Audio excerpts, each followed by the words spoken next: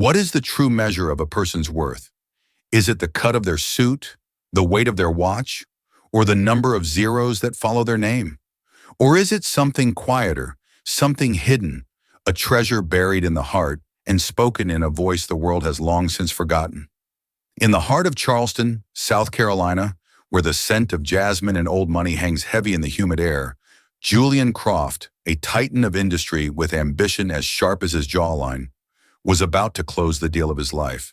A multi-billion-dollar hydroelectric project that would not only reshape the Appalachian landscape, but redeem his family's name, a name once synonymous with poverty and dust.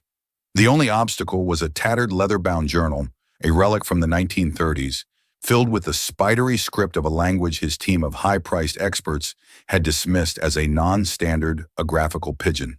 Gibberish. After months of frustration, his search for a key had led him nowhere. Tonight, sitting in the most exclusive restaurant in the city, he mocked the very idea of heritage that stood in his way. He pushed a tablet displaying a page of the script towards his uncle, a man with a serpent's smile. As an afterthought, a piece of casual cruelty, he caught the eye of the quiet waitress refilling his water. "Maybe you can make sense of this," he'd said, a throwaway line meant to underscore the absurdity of his problem. "Care to try your hand at a dead hillbilly dialect?" He expected a blush, a nervous stammer. He never in a million years expected her answer. He had no idea he wasn't just speaking to a waitress. He was speaking to the last living soul who knew that language not as a dialect, but as a mother tongue. He was speaking to a ghost from the very hills he was planning to drown, a genius hiding in the open, guarding a truth that could bring his entire empire to its knees. The low hum of the Palmetto Club was a carefully curated symphony of wealth. Crystal glasses chimed a delicate counterpoint to the hushed negotiations of senators and shipping magnates. For Elara, the sound was a wall, a barrier of white noise that kept the ghosts at bay. Here, amidst the starched linen and gleaming silver, she was simply a function, a pair of hands. No one looked twice at the girl with the haunted gray eyes and the quiet, efficient grace. No one would ever guess she was the last echo of a forgotten world, the keeper of a dead language. Her life was a ritual of self-erasure. An early morning run along the battery as the sun painted the harbor in shades of rose and gold, the long, grueling shifts at the restaurant, and late nights with a second-hand book, its pages softened by the hands of countless previous readers. Her mind, a vessel once overflowing with the songs, stories, and complex grammar of her grandmother's tongue, was now filled with the mundane lexicon of survival. The wine pairings for pan-seared scallops, the regular patron's peculiar allergies, the exact number of seconds to let the decanter breathe for a 1998 Bordeaux. It was a dull, repetitive existence, and that was its saving grace. Repetition built walls. Predictability was a fortress. The world of memory, with its sun-drenched Appalachian hollows and the crushing grief of loss, was a wilderness she couldn't afford to enter. Tonight, the center of gravity in the grand dining room had shifted to corner booth number 12, Julian Croft's table. Even without the whispers that followed him, you knew his kind. His suit, a deep charcoal wool, was custom-tailored in London, fitting his lean athletic frame with a kind of understated perfection that was far louder than any flashy brand. The watch on his wrist, a Patek Philippe Calatrava, was simple, elegant, and worth more than every object Elara owned combined. He wasn't boisterous or loud. He was the opposite. He possessed a coiled stillness, a focused intensity that seemed to suck the air out of his immediate vicinity. His companion, a handsome silver-haired man with a politician's easy charm, watched him with sharp, calculating eyes. Elara had served Julian Croft before. He was precise, demanding, and utterly impersonal. He never engaged in small talk. He didn't see her. She was a component in the flawless machine of his evening. That was how she preferred it. Anonymity was armor. But tonight, the usual cold corporate calm of his table was fractured. Croft was agitated, a muscle twitching in his jaw. He'd barely touched his prime ribeye. The conversation was low, sharp, and laced with a brutal frustration. Moving with the practiced invisibility of a seasoned server, Elara caught fragments as she cleared their appetizer plates. "The Preservation Society is a nuisance, Julian. but they have no legal standing.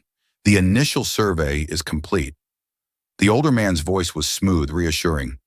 The survey is worthless if we can't acquire the final parcel, Robert, Croft countered, his voice a low growl. Old man Hemlock's land.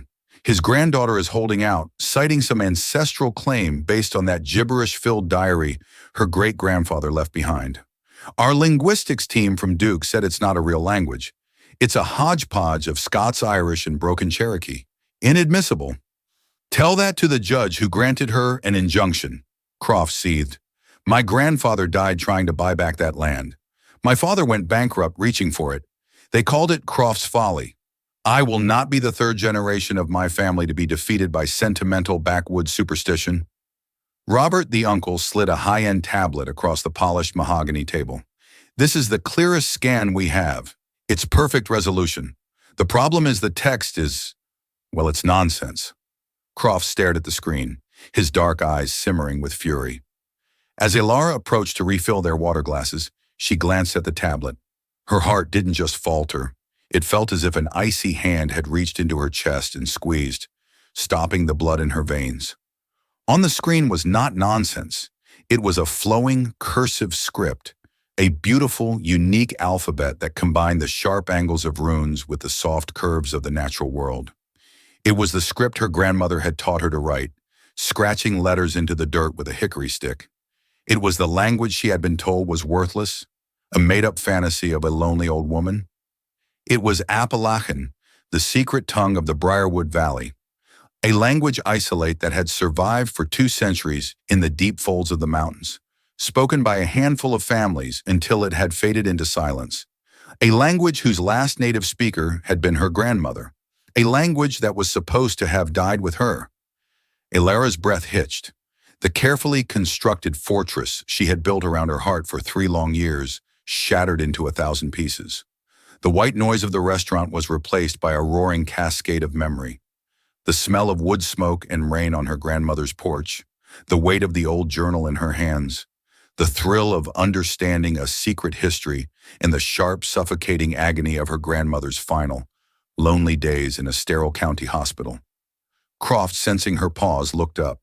His gaze was a blade, sharp and dismissive. He saw a waitress, frozen, inept. Is there a problem? He snapped, his tone dripping with the impatience of a man for whom time was a commodity he refused to waste. Training, ingrained and automatic, took over. Ilara exhaled, her face settling into a mask of polite neutrality. No, sir. My apologies. She reached for the heavy glass water pitcher, her hand trembling so slightly it was almost imperceptible. But Croft had already turned back to the tablet, his frustration boiling over into a performance of theatrical sarcasm. He gestured at the screen with a flick of his fingers, a cruel smirk twisting his handsome features. He was speaking to his uncle, but his voice was pitched for her to hear, a casual dismissal of her entire existence. Look at this, Robert.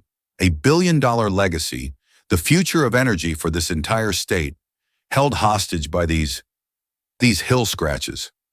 We've hired the best minds money can buy. Maybe we're going at this all wrong. He glanced up at Ilara, his dark eyes glinting with a cold, aristocratic amusement. Maybe our waitress here can decipher it. What do you think? He asked, his voice booming with false bonhomie. Care to take a shot at translating a rare 19th century backwoods Creole? His uncle Robert chuckled. It was a sycophantic, ugly sound. It was a joke, a powerful man jabbing at a powerless one for sport. He expected her to turn red, to stammer an apology, to scurry away in humiliation. Ilara stood perfectly still. The world dissolved. The clinking of forks, the murmur of conversation, the distant city traffic, it all faded to nothing. All she could see was the script on the screen. It was singing to her, a song from a lost world, a melody only she could hear. Her grandmother's voice echoed in her memory, fierce and proud. This ain't just talk, little bird. It's the soul of the mountain. Don't you never let no one tell you it ain't worth nothing. The fear that had been her shadow for 3 years was suddenly consumed by a tidal wave of grief, of anger, and of a ferocious, protective love for the world she had lost. She met Julian Croft's mocking gaze. Her voice when she spoke was not the timid murmur of a waitress. It was quiet, clear, and steady. It sliced through the privileged air of the restaurant with the clean precision of a honed blade. "It's not a Creole," she said. "The grammar is agglutinative, not analytic. And the phonology has a tripartite fricative system that's inconsistent with any known dialect in the region." She took a breath, her eyes still locked on his. "It's Appalachian." And the first sentence reads, "The mountain keeps its own counsel, and its heart is not to be sold for the pocket change of passing kings." Silence. A heavy, absolute silence crashed down on booth 12. Robert Croft's practiced smile froze, cracked, and fell from his face. His jaw hung slack. Julian Croft did not move a muscle. He simply stared at her, the mocking arrogance wiped clean from his face, replaced by a look of raw, unadulterated shock. The billionaire, the visionary, the man who bent markets and governments to his will, was utterly, profoundly speechless. He had asked a waitress to translate a dead language, not knowing he had just found the only person left on earth who could. The world rushed back in a cacophony of sound and motion. The shock on Julian Croft's face was a rare, unguarded thing, but it was already being replaced by the rapid-fire calculations of a predator who has just stumbled upon an entirely new species of prey.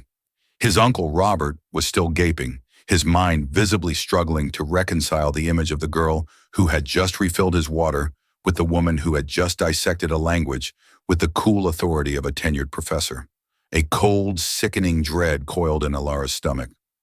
What have I done? For 3 years, she had been a ghost. She had buried Alara Vance, granddaughter of the last Appalachian speaker, and become just Ella, the quiet, competent waitress. In a single reckless moment of pride and grief, she had just clawed open that grave for the whole world to see. Croft was the first to regain his composure.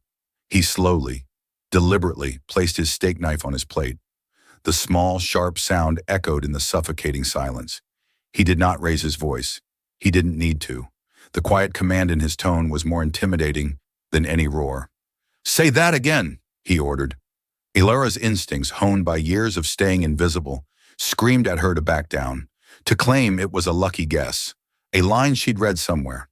But the memory of her grandmother's face, proud and defiant even in the face of the world's dismissal, wouldn't let her. "It's Appalachian," she repeated, her voice stronger now. "The language of the Briarwood Valley. The journal isn't just a diary, it's a ledger of deeds, of pacts, and of rights. That first line is a proverb, the guiding principle for everything that follows." Robert Croft finally found his voice, a strained, reedy sound. "That's preposterous.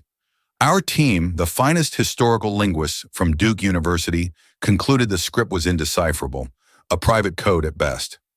"Your team from Duke are historical linguists, not cultural anthropologists," Alara stated flatly, the academic precision she had suppressed for so long bubbling to the surface. "They looked for roots in Scots-Irish and Cherokee and found chaos because they were asking the wrong questions. The syntax is object-verb-subject. The tense is marked by vowel shifts, not auxiliary verbs. It's a system you have to hear, not just read. It has to be felt." She stopped, horrified at the professorial tone she had taken. She was talking like a scholar, not a server. Julian Croft's eyes narrowed, scrutinizing her as if he were looking at her for the very first time. He was no longer seeing a black and white uniform. He was seeing a riddle, a living anomaly. And Julian Croft was a man who lived to solve riddles. He gestured to the empty seat in his booth. "Sit." It was not a request. Mr. Dubois, the restaurant's perpetually flustered manager, was already gliding toward them, his face a mask of pure panic at the sight of an employee daring to converse with their most powerful client. "Mr. Croft, is there a problem? I apologize profusely if—" Croft cut him off with an impatient wave of his hand, his eyes never leaving Alara. "There is no problem, Dubois. Your employee and I are about to engage in a consultation. Bring her whatever she wants to drink and add a bottle of your Screaming Eagle to my bill. For her." Dubois' jaw dropped. The Screaming Eagle was a mythical beast on their wine list, a bottle that cost more than Alara's annual salary. He shot a glance at Alara, his expression a comical mix of terror and awe, before beating a hasty retreat.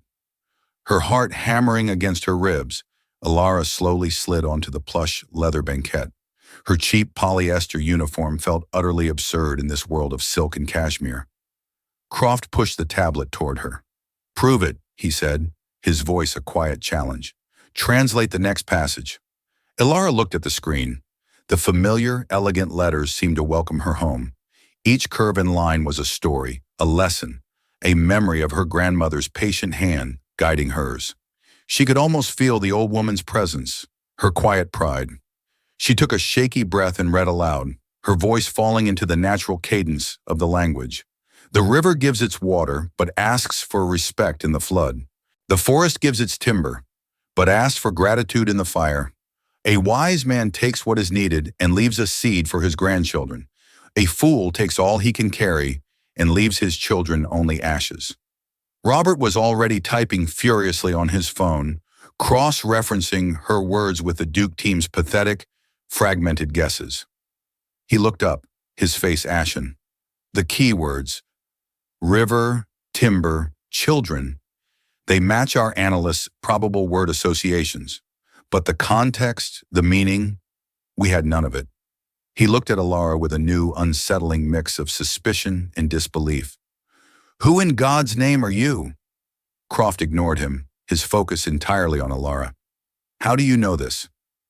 I learned it," Alara said, the understatement of the century. "Where?" "It doesn't matter." She wouldn't give them her history. She wouldn't give them a trail back to the life she had fled. "It absolutely matters," Croft countered, his voice like velvet draped over iron. "People who can read Appalachian don't exist. The last recorded speaker, a woman named Maeve Vance, died 3 years ago. The academic consensus is that the language died with her. The only significant research into it was done by a professor from UNC Chapel Hill, a Dr. Alistair Finch, who championed Maeve Vance's claims. His work was dismissed by the mainstream. His funding was cut. He was called a crackpot, a romantic chasing a linguistic ghost. The name, Maeve Vance, hit Alara like a physical blow. The world's casual, clinical dismissal of her grandmother. And then Dr. Finch, the kind, gentle professor who had been the only person in the world to believe her grandmother, to see the value in her words. The man who had spent years fighting for her, only to be ridiculed and professionally ruined for it. A flash of white-hot fury burned away her fear. "He wasn't a crackpot," she snapped, her voice shaking. "He was a genius. And my grandmother wasn't a recorded speaker. She was the last of her people. And her name was Maeve." Croft's eyes flickered, the final pieces of the puzzle clicking into place. A predator sensing the kill. "Vance, you're her granddaughter." Alara didn't answer. She stared down at her hands clenched into tight fists in her lap. Croft leaned forward, his voice dropping to a conspiratorial murmur that was for her alone. "I don't care who you are or what you're running from. I need that journal translated, the whole thing, by tomorrow morning." He named a number, an astronomical figure that made her head spin. It was enough money to disappear, to start over anywhere in the world, to build a fortress so high and so thick that no ghost could ever find her again. One night's work. You'll sign an NDA so restrictive you won't be able to mention the word mountain in your sleep. What do you say? It was a devil's bargain, shimmering and seductive. The money was a siren song, promising an escape she desperately craved. But the work meant helping this man. A man who spoke of her grandmother as a data point and Dr. Finch as a failure. A man who wanted to take the soul of the mountain and dam it up, drown it, all for the sake of his family's pride and profit. He would use her knowledge, drain her of every last drop of her heritage, and then cast her aside. It was the same world, the same kind of dismissal that had broken Dr. Finch's career and her grandmother's heart. She looked at Julian Croft, at his expensive suit, his powerful stillness, his predatory gaze.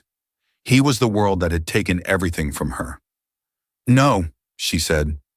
The word was barely a whisper, but it landed in the space between them with the weight of a stone.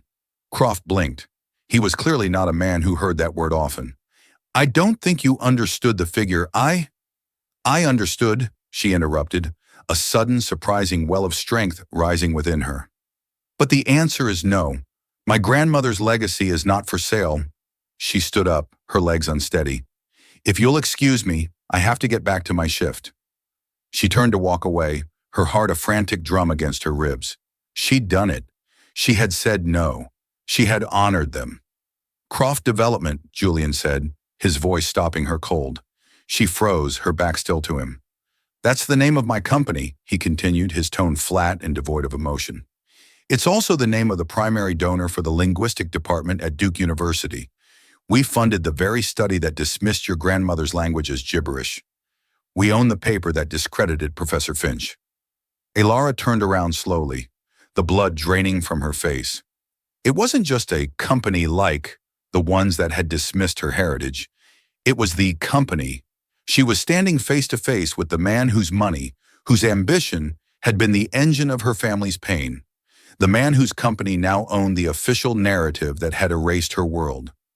Croft gave a slight, cruel smile. He knew he had her. So you see, Miss Vance, in a manner of speaking, the legacy you hold so dear is already mine.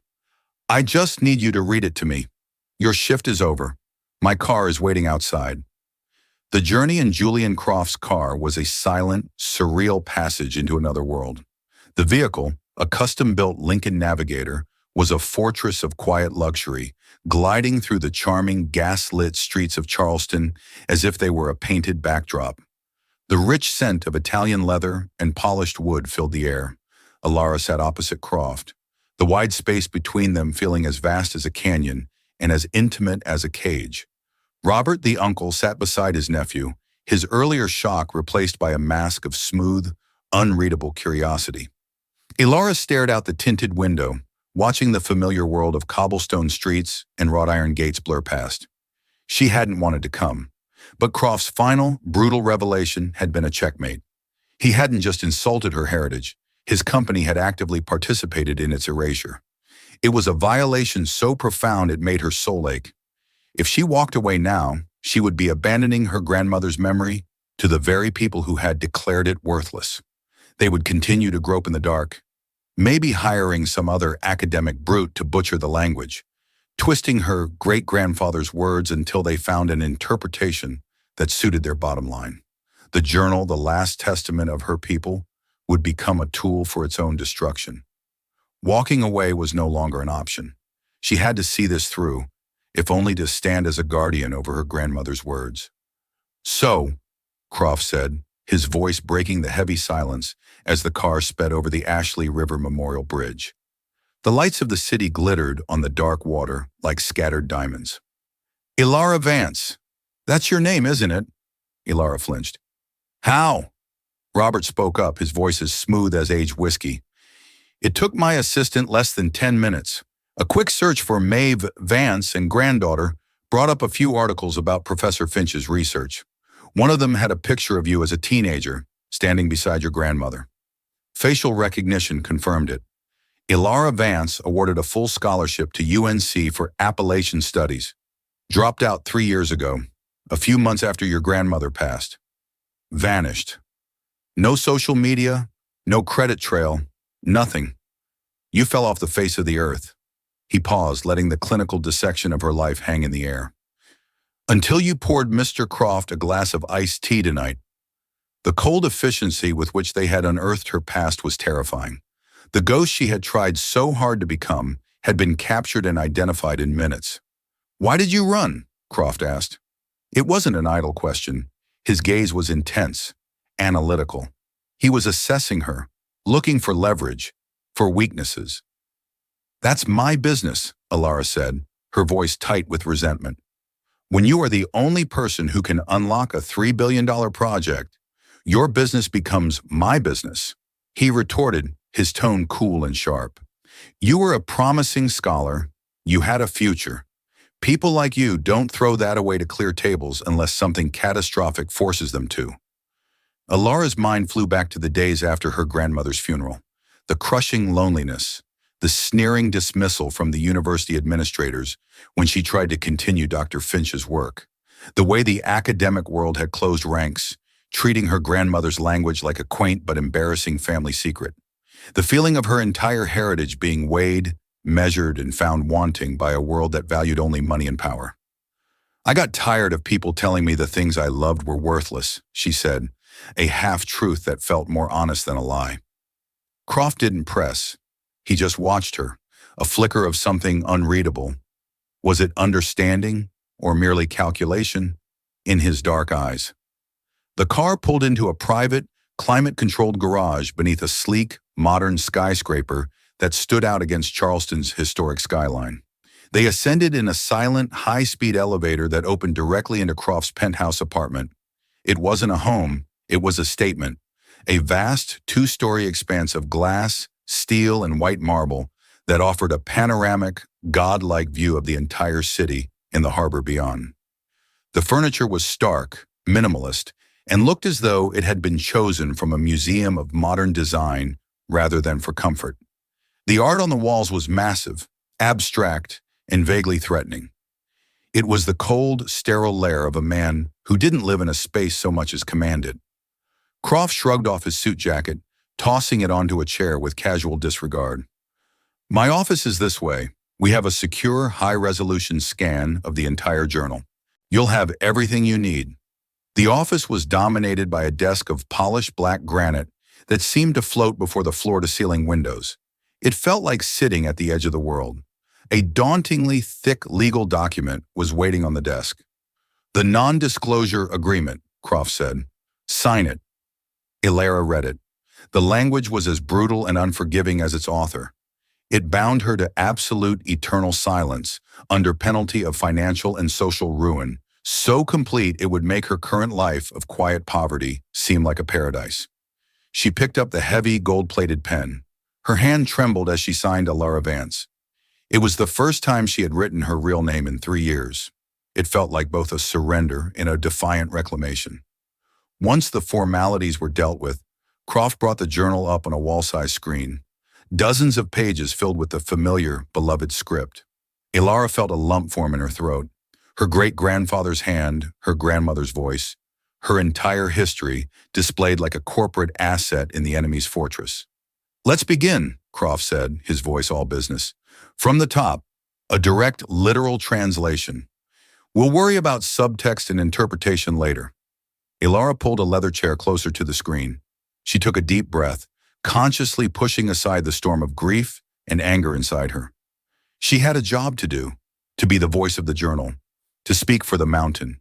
She focused on the words, on the rhythm and flow of the language her grandmother had gifted her. The world outside, the cold penthouse, the two powerful men watching her, it all melted away. There was only the text. She began to speak. For hours, the only sound in the vast, silent office was her voice, a steady, melodic cadence, reciting the old Appalachian words and their English equivalents. She translated passages detailing sophisticated crop rotation methods that followed the lunar cycle, complex rules for sustainable hunting that ensured the deer population remained healthy, and architectural principles for building cabins that were naturally heated and cooled by the mountain's own topography. It was brilliant. It wasn't the diary of an uneducated hillbilly. It was a masterwork of environmental science and sustainable living, written a century before those terms even existed. Croft and his uncle were silent, listening with rapt attention. Croft was taking notes on a yellow legal pad, his brow furrowed in deep concentration. He was no longer the arrogant billionaire from the restaurant. He was a man obsessed, trying to crack a code that was far more complex than he had ever imagined. Around 4 a.m, Ilara's voice grew hoarse. She paused. I need some water. Of course, Croft said, his tone surprisingly considerate. He went to the wet bar himself and brought her a cold bottle of mineral water. As he handed it to her, their eyes met. This is more than just a diary, he said, a note of grudging awe in his voice. It's a blueprint for a self-sustaining community. It was a way of life, Ilara said, her voice sharp with a meaning he couldn't possibly understand. Robert leaned forward, his politician's smile firmly back in place. It's fascinating, truly. But our geological surveys are the real blueprint, Julian. The valley sits on one of the largest deposits of rare earth minerals in North America. This dam project is the key to unlocking it all. The casual, predatory greed in his voice made Alara's blood run cold. This wasn't just about a dam or reclaiming a family legacy. It was about tearing the heart out of the mountain for the valuable metals buried within it. The journal seems very specific about not wounding the earth, she said, her voice tight. Ancient texts are always open to interpretation, Miss Vance, Robert said smoothly. That's what we have lawyers for. We just need to understand the letter of the law before we can find ways to work with its spirit. The cynical honesty of the statement was chilling. They didn't want to honor the journal. They wanted to find its loopholes. Alara turned back to the screen, her heart heavy with a sense of betrayal. She was using her grandmother's gift to help these vultures pick apart the very values the text was meant to protect. But what choice did she have? She pressed on, her pace quickening, wanting only for the ordeal to be over. And then she saw it. Tucked away in a section detailing property lines and boundary markers was a passage about a pact made with the local Cherokee families who had shared the valley. And within that passage, a specific name was mentioned, a name that made her breath catch in her throat. And this agreement was witnessed and transcribed by my friend and brother in spirit, Alistair Finch, who swore to carry its truth to the flatlands. It wasn't just a mention, it was a formal acknowledgement. Dr. Finch hadn't just been a researcher studying her family, he had been an integral part of their story, a sworn witness. And next to the passage, on the digital scan itself, was an annotation, a footnote added by Croft's own archival team. Linguistic analysis and contextual dating provided by the preliminary research of Professor A. Finch, UNC. See Appendix A. And below that, another, more recent note. Further analysis and competing interpretation, which challenges the validity of Finch's methodology, provided by Croft Development's Special Projects Division. Project lead, Robert Croft. Alara's head snapped up. She stared from the screen to the handsome, silver-haired man sitting just a few feet away from her. Robert Croft. He wasn't just the uncle. He wasn't just an associate. He was the project lead, the author of the competing interpretation, the man who had challenged and ultimately destroyed Dr. Finch's methodology and reputation. This wasn't just the man who worked for the company that had erased her heritage. This was the architect of its ruin, and he had been sitting there all night, watching her, a smug, knowing look in his eyes. The realization hit Alara with the force of a physical blow.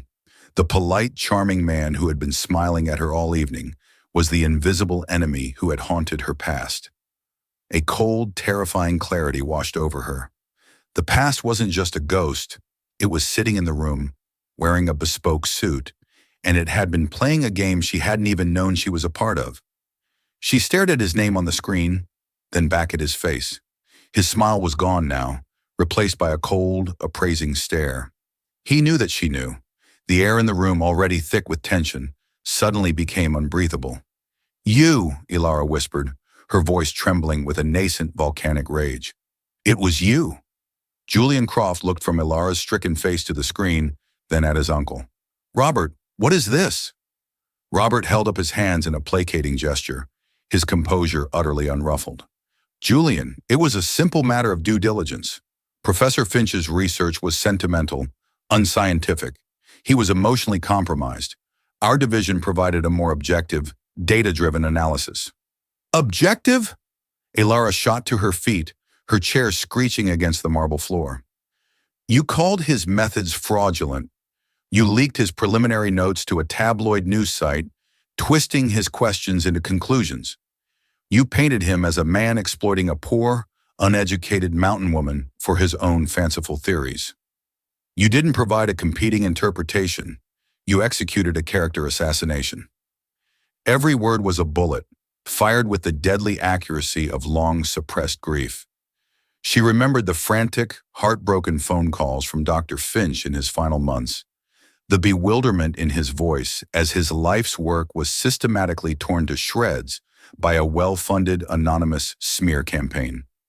Now that campaign had a face. Julian looked at his uncle, a deep, dangerous frown creasing his brow. Is that true? It was a hostile intellectual property acquisition, Robert said smoothly, refusing to meet Alara's gaze. Aggressive, certainly, but entirely legal. Finch was an idealist sitting on a gold mine and treating it like a museum piece. We saw its true potential. Its true potential? Alara's voice was low and shaking with fury. You mean the mineral deposits? You buried a man's reputation so you could gut a mountain. Before Robert could reply, Julian intervened, his voice a sharp crack of authority. Enough.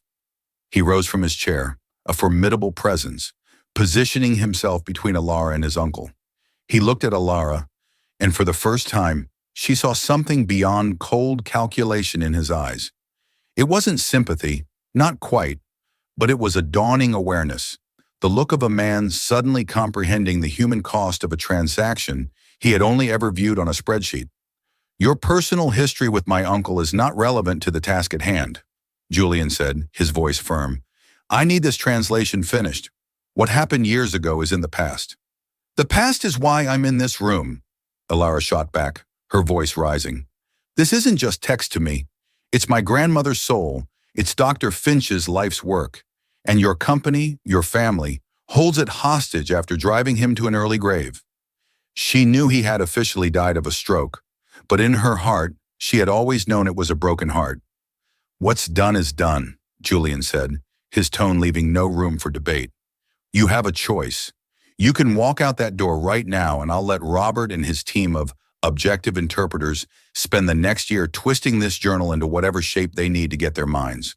Or you can sit down, finish the job, and ensure that for the first time, someone in this damn company understands what it truly says. The decision is yours. It was a masterful, ruthless trap. He was using her own loyalty to her grandmother as a weapon against her. If she left, Robert Croft would win. He would become the sole arbiter of her history, twisting its meaning to justify its destruction.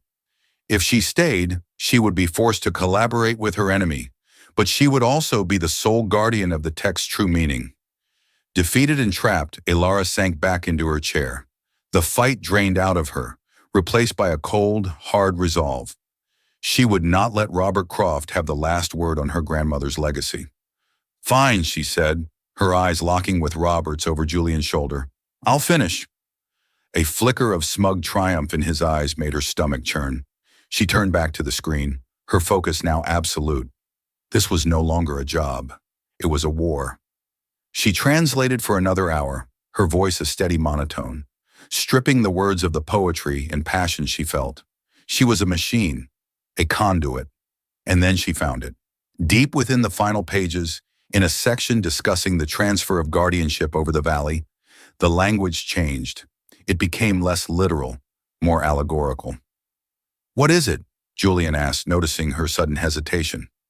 It's a contingency clause, she murmured, leaning closer to the screen. It's a riddle. She began to translate slowly, the words feeling ancient and powerful on her tongue. Should a serpent with a silver tongue come to claim the mountain's heart, its stewardship shall not be given, but proven.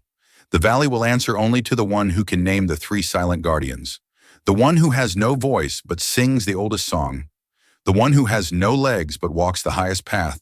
And the one who has no hands but holds the truest key. Robert Croft scoffed. More sentimental nonsense. It's meaningless. A poetical flourish.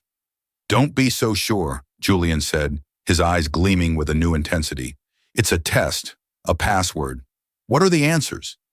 Alara stared at the passage. Her grandmother had taught her that the Appalachian riddles were not just word games. They were tests of character. The answers were never simple nouns. The one who has no voice but sings the oldest song, she mused aloud. That's the wind. It carries the stories of the ancestors. The one who has no legs but walks the highest path, Julian ventured. A river? No. The path of the sun? A memory, Alara corrected, the answer coming to her in a flash of insight. A memory walks the path through generations. And the last one? Robert asked, his voice sharp with impatience. The one who has no hands but holds the truest key. Alara looked from Julian's powerful, conflicted face to Robert's smooth, deceitful one. She thought of the chains of grief that had bound her for 3 years. She thought of the corporate chains of hostile takeovers and NDAs that had crushed Dr. Finch. And she thought of the words on the screen in front of her. "A promise," she said softly.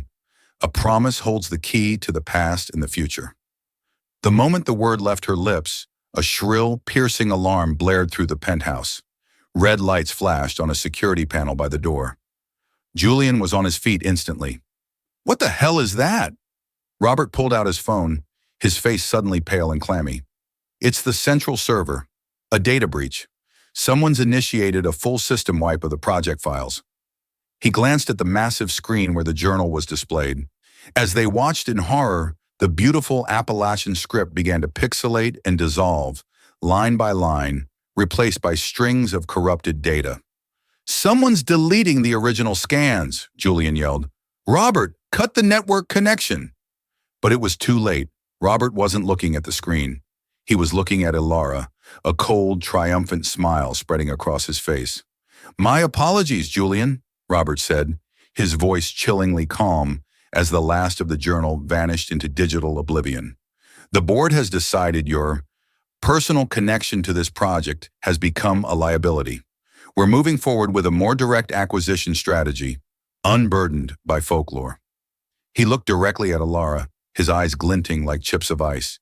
"And with the only digital copy now tragically lost, that makes our talented Miss Vance here not just an asset, but the sole living repository of the information, a liability that needs to be permanently managed." The alarm cut out. The room was plunged into a dead, humming silence. Julian stared at the blank screen, then at his treacherous uncle. Ilara finally understood. This was never about translation. It was an ambush. Robert hadn't been trying to find a loophole. He had been waiting for the moment to destroy the lock, the map, and the key all at once.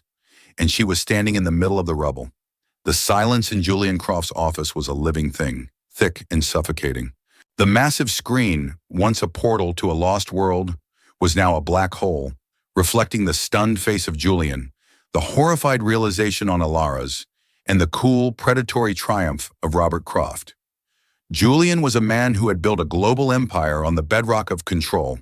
To see that control wrested from him so completely, so treasonously, by his own flesh and blood, left him momentarily stunned. "Robert," Julian said, his voice a low, dangerous rumble. "What have you done?" "I've secured our family's future, nephew," Robert replied, slipping his phone back into his pocket with a chillingly casual air. He paced the room like a wolf that had just cornered its prey. "The board has grown weary of your sentimental quest to redeem grandfather's name. It's bad for the stock price. They've enacted a clause in the company bylaws and have granted me executive authority over the Appalachian project." His plan was as simple as it was diabolical. With the journal tragically destroyed in a cyber attack, the injunction against us is now moot. The Hemlock girl has no evidence. Her ancestral claim is nothing more than hearsay. The courts will throw it out. We will acquire the land under eminent domain for a fraction of its value, and the strip mining operation will begin within 6 months. The profits will be astronomical.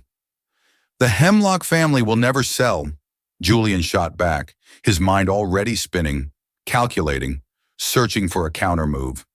"They won't have a choice," Robert said with a dismissive shrug. "Their only proof just went up in digital smoke."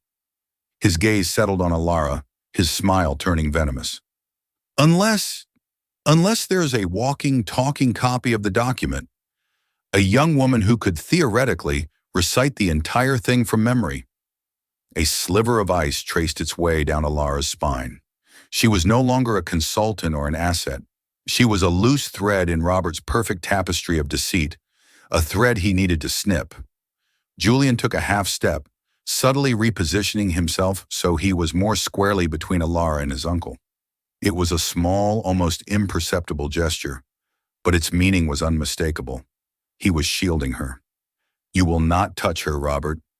Robert laughed, a dry, humorless sound that scraped the air. "Oh, Julian, still playing the hero. I don't need to touch her. I just need to destroy her credibility." Who do you think a judge will believe? A respected executive of a multi-billion-dollar corporation, backed by a board of directors? Or a college dropout waitress with a documented history of association with a discredited, borderline fraudulent professor? He gestured towards Alara. I'll paint her as a grifter, an opportunist who saw a chance to extort you. I'll leak her academic records, the story of her disappearance. By the time my legal team is finished, her testimony won't be worth the air it's spoken on. It was the same strategy he had used on Dr. Finch, but this time it was more direct, more brutal. He hadn't just destroyed the evidence. He had already prepared the weapon to assassinate the witness. But as Robert laid out his vicious plan, Ilara's mind, trained to see patterns and structures in the most complex of systems, was working furiously. He was so focused on the corporate and legal battlefield that he was completely blind to the spiritual one he had just desecrated. He thought he had destroyed the journal, but he didn't understand. The journal wasn't just words on a page. It was a living will, and its final riddle was not a flourish. It was a key. A promise holds the truest key. She had to change the battlefield. You're wrong, Ilara said, her voice quiet but ringing with newfound clarity. Both men turned to her. Am I, Miss Vance? Robert asked, his tone dripping with condescending amusement. You think the journal is a legal document? She continued, her confidence growing with each word. A piece of paper, it's not. It's a testament. Dr. Finch used to say its power wasn't in the ink, it was in the intent. Spare me the campfire philosophy, Robert sneered. It's not philosophy, it's a failsafe, Ilara countered. She turned to Julian, her eyes blazing with an intensity he had never seen. The riddle. It wasn't just a pretty poem. It's a lock, a security measure based on character, not code. The pacts in that journal can only be honored, can only be invoked, by someone who understands its spirit. Julian stared at her, the gears in his formidable mind turning at high speed. The serpent with a silver tongue. That's Robert, he murmured, the pieces slamming into place. Sir, come to claim the mountain's heart. Exactly, Ilara said. And the riddle is the test for a true steward. Robert, you deleted a copy, but you didn't destroy the original. The physical journal is still in a safe deposit box in a bank in Asheville, under the Hemlock family's name. And I promise you, they will not bring it out for a serpent. Robert's smug expression wavered for the first time. They can be compelled by the courts. And what will you show the court? A server log of a convenient cyber attack? A fabricated story? Ilara took a deep breath, her next words a wild, audacious gamble. I will tell them the truth, but not in your courtroom, not in your world of lies and loopholes. She looked directly at Julian, challenging him, pleading with him to see. We'll do it in the Briarwood Valley, in front of the Hemlock family and any elders of the Preservation Society who will listen. I will recite the journal from memory. I will answer the riddle, and we will let them decide who is the rightful steward of their legacy, a man who wants to own the land or a man who is willing to understand its soul. It was an insane proposal, a direct challenge that bypassed the entire legal and corporate system and took the fight back to its source, to the court of memory, honor, and truth.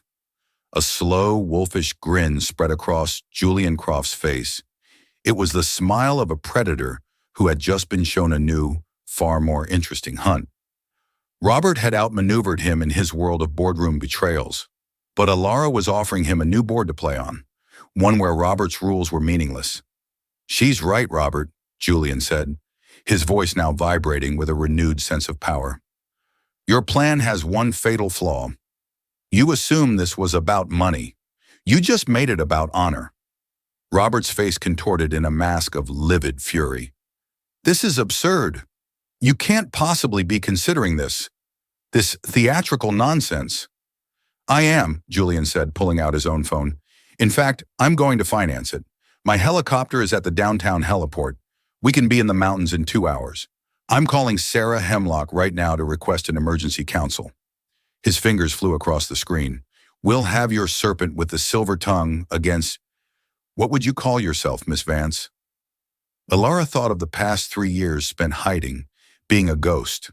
She thought of her grandmother and Dr. Finch, and the legacy that now rested squarely on her shoulders. I'm a translator, she said simply. I'm here to speak for the journal. The journal speaks for itself. Robert stood sputtering, impotent as Julian made the call, his voice firm and commanding, requesting a meeting, stating that he was bringing with him the living testament of her great-grandfather's promise. The power dynamic in the room had been completely inverted. Robert, who thought he had achieved total victory, was now a cornered animal. He had controlled the data, but Ilara was the data. He could destroy a file, but he couldn't destroy a memory forged in love and grief. He had played a game of corporate chess, only to find his opponent had just flipped the board and declared a whole new set of ancient, unbreakable rules. The genius's gambit was in motion. The stage was about to shift from a sterile Charleston penthouse to a misty, forgotten valley in the heart of the Appalachian Mountains. The helicopter ride into the Blue Ridge Mountains was a crucible. For the first hour, Ilara sat staring out at the sprawling tapestry of civilization, giving way to the deep, wrinkled green of the ancient hills. She meticulously reconstructed the journal in her mind, not as text, but as a story, a song, a living map of her own history. Julian did not speak, leaving her to her silence. He was confronting his own ghosts, the weight of his family's ambition, and the sudden, stark realization of its true cost. Finally, as they flew over a ridge and the world fell away into a series of misty, untouched valleys, he broke the silence. His voice was different, stripped of its usual armor of command. I had my assistant pull the full file on Robert's acquisition of Dr. Finch's research, he said, his eyes fixed on the horizon. It was surgical. Robert didn't just disagree with him, he dismantled him, piece by piece. He used our corporate resources to poison his reputation at every turn. He paused and turned to look at her, his gaze direct and heavy. I only ever saw the bottom line. It was a successful operation that cleared a potential obstacle. I never looked at the details. That was a failure of character. My failure. It was the closest he could come to an apology, and in its own way, it was more meaningful than the simple words. Sensing the crack in his armor, Ilara finally told him about Maeve Vance, not as a research subject, but as the warm, fierce, brilliant woman who had taught her to see the world as a story. She spoke of Dr. Finch, not as a failed academic, but as a kind man who had seen the profound beauty in a forgotten voice. As she spoke, she wasn't just eulogizing them.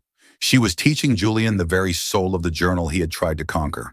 He listened, truly listened, and for the first time, the titan of industry was humbled, realizing the true wealth of the Briarwood Valley was not the minerals beneath the soil, but the wisdom that had preserved it for generations.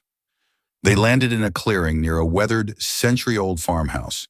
A woman with fiery red hair and eyes the same shade of gray as Ilara's stood waiting on the porch. Sarah Hemlock. With her stood three older people, their faces etched with the hard, quiet wisdom of the mountains. Robert arrived moments later in a rented car, his face a thundercloud of controlled fury. He had come to play the part of the calm, rational businessman against Julian's newfound sentimentality. They gathered in the farmhouse's large living room, the air thick with the smell of old timber and wood smoke. There were no lawyers, no contracts, just the weight of history and the palpable tension of a confrontation a century in the making. Sarah Hemlock looked at Ilara, her expression a mixture of deep skepticism and desperate hope. My great-grandfather's words, you truly know them? This was the moment. Ilara stood, took a centering breath, and began to speak. She did not speak in English. She spoke in the pure, melodic cadence of Appalachian. The effect was electric. The elders gasped. Sarah Hemlock's eyes filled with tears. It was the language of their childhood lullabies, a voice they thought they had lost forever, now resurrected in this young woman from the city. For over an hour, Ilara recited their history, their laws, their soul. She spoke of land and water, of family and promises. When she finished, a sacred silence filled the room. She has her grandmother's voice, one of the elders whispered in awe. Robert, seeing his legalistic world crumbling, finally broke. This is a touching performance, a circus trick. It proves nothing. The law is the law, and without that journal as evidence, But the journal speaks of a test, Sarah interrupted, her voice strong and clear. She turned to Julian. A test for any who would claim stewardship. The riddle of the three guardians. She recited the ancient words in Appalachian, then turned to Alara. Translate. And then, Mr. Croft, you must answer. Alara's voice was steady as she translated the riddle. Julian Croft, the man of data and spreadsheets, now faced a test of spirit. What has no voice but sings the oldest song? Sarah asked, her eyes boring into him. Julian looked at Alara, then at the mountains visible through the window. He thought of the stories she had told him. The wind, he answered, his voice quiet but sure. A murmur of approval ran through the room. What has no legs but walks the highest path? He thought of his own family's obsession, the generations of folly. He thought of the journal's legacy. Memory, he said. Another approving nod from the elders. Sarah's gaze hardened. And the last. What has no hands but holds the truest key? Julian looked at Robert, at his uncle's face, twisted with greed and deceit. Then he looked at Alara, who had risked everything for a truth the world had tried to bury. He understood finally what the journal was about. It wasn't about ownership. It was about connection. A promise, he said, his voice ringing with conviction. A promise kept. As the words left his mouth, Sarah Hemlock walked to an old hand-carved cedar chest in the corner of the room. She opened it and with reverence lifted out a tattered leather-bound journal. The original. The journal has chosen its steward, she declared, handing it not to Alara, but to a stunned Julian. Stewardship cannot be bought. It can only be earned. The valley is not for sale, Mr. Croft, but perhaps it can be shared. The days that followed were a blur of intense, revolutionary creation. With Alara as the bridge between two worlds, they didn't just cancel the dam, they forged a new path. Julian, humbled and transformed, established the Croft Briarwood Trust, a partnership that would protect the valley in perpetuity. Using his company's resources, he funded a foundation dedicated to preserving and revitalizing endangered Appalachian cultures, to be run by Alara and headquartered at UNC Chapel Hill, in a new building named the Alistair Finch Center for Linguistic Studies. On the final day, as the charter was being signed in that same farmhouse living room, two things happened. First, a courier delivered a legal notice to Robert. The Croft Development Board, presented with irrefutable proof of his corporate malfeasance by Julian, had unanimously voted to oust him. His coup had collapsed, his power broken by the very heritage he had tried to erase. Second, Sarah Hemlock approached Alara with a small, worn wooden box. My great-grandfather wrote that he gave a gift to Dr. Finch, a key to his work. We've kept it safe, hoping one day someone would come who understood its worth. Inside, resting on a bed of dried mountain laurel, was a collection of old audio recordings on reel-to-reel tapes. It was Dr. Finch's interviews with Maeve Vance. Hours upon hours of her telling stories, singing songs and explaining the intricate nuances of her language. Her living voice captured forever. Clutching the tapes to her chest, Alara wept. Not with the sorrow of loss, but with the profound, overwhelming joy of resurrection. On the helicopter flight back to Charleston, the city lights below seemed different, no longer a glittering symbol of power, but a tapestry of stories waiting to be heard. The Finch Center will need a director, Julian said, his voice quiet over the thrum of the rotors. And the Croft Briarwood Trust will need a permanent arbiter. A seat on my personal executive board comes with the position. He looked at her, the offer not one of employment, but of shared destiny. The jobs are yours, Alara, if you want them. Alara looked from the precious tapes in her lap to the sprawling city on the horizon. The fear that had kept her a ghost for 3 years was gone, replaced by a deep, quiet strength. She had been asked to translate a dead language, and in doing so, had found a powerful, vibrant new voice for her own future. I accept, she said, a small, genuine smile touching her lips for the first time in years. The genius was no longer hiding. She was home,